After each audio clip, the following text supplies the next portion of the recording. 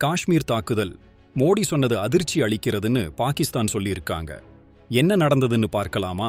நம்ம பிரதமர் நரேந்திர மோடி ஜம்மு காஷ்மீருக்கு போயிருந்தாரு. அங்க ஒரு பெரிய ரயில் பாலம், கேபிள் பாலம்னு பல திட்டங்களை தொடங்கி வச்சு பேசினாரு.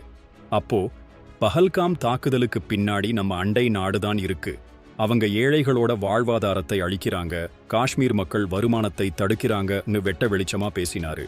அப்புறம் ஆபரேஷன் சிந்தூர் பத்தி பேசிய போது பாகிஸ்தான் ராணுவமும் பயங்கரவாதிகளும் கற்பனை கூட பண்ணாத அளவுக்கு உள்ளே புகுந்து தாக்கியதாக பிரதமர் மோடி சொல்லியிருக்காரு. பிரதமர் மோடியோட இந்த பேச்சு பாகிஸ்தானுக்கு பெரிய அதிர்ச்சியை கொடுத்திருக்கு.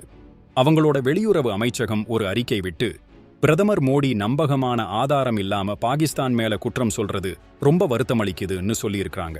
அது மட்டும் இல்லாம ஜம்மு காஷ்மீர் இன்னும் ஐநாவால் அங்கீகரிக்கப்பட்ட ஒரு சர்ச்சைக்குரிய பகுதிதான், காஷ்மீர் மக்களின் விருப்பப்படிதான் தீர்க்கப்படணும் அப்படின்னு பதிலடி கொடுத்திருக்காங்க. இந்தியா பாகிஸ்தான் உறவுல இப்போ ஒரு புது பரபரப்பு ஏற்பட்டிருக்கு. மோடி பேசுனதுக்கு பாகிஸ்தான் கொடுத்த இந்த பதில் அரசியல் வட்டாரத்துல பெரும் விவாதத்தை கிளப்பியிருக்கு. இந்த பிரச்சனைக்கு ஒரு தீர்வு கிடைக்குமா? உங்க கருத்து என்ன நண்பர்களே? கமெண்ட்ல சொல்லுங்க.